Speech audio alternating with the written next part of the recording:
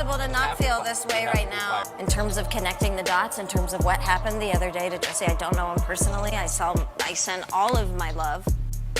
Connect the dots. This is what happens.